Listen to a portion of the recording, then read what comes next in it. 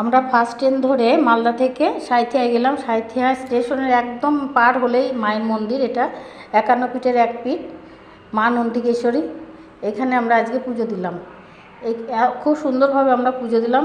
এই পুরোহিত উনি, আমার ছেলে জিজ্ঞেস করলো মায়ের যে কণ্ঠহার পড়েছে এখানে, এটা কোথায়? বেদির নিচে? বললো হ্যাঁ, আমরাও সেরকমই শুনেছি, আমরা কয়েক পুরুষ ধরে এখানে আমরা পূজা করি।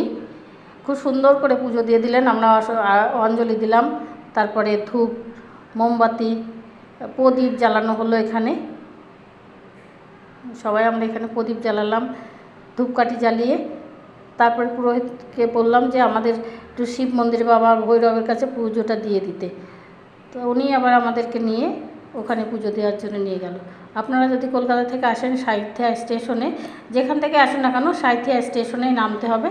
নেমে ওখানে একদম কাছে যে কেউ দেখিয়ে দেবে, স্টেশন থেকে মন্দিরটা দেখা যায়। এখানে অনেকগুলো শিব মন্দির আছে, এই একটা তার মধ্যে। এইখানে মা আছেন। এই বটগাছটার গোড়া কোনটা আপনারা কেউ জানতে পারবেন না, কেউই জানে না। ওরা কেউ বলতে পারলো না যে এর আসল গোড়া কোনটা।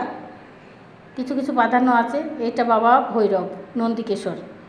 এখানে আমরা কলা ফল দিয়ে পুজো দিলাম। সঙ্গে সঙ্গে এই ছাগল এসে সব খেয়ে নিল। এখন দেখুন বেল পাতাগুলোও খাচ্ছে। আগের দিন সোমবার ছিল, তাই খুব সুন্দর করে সাজিয়েছিল ওখানে।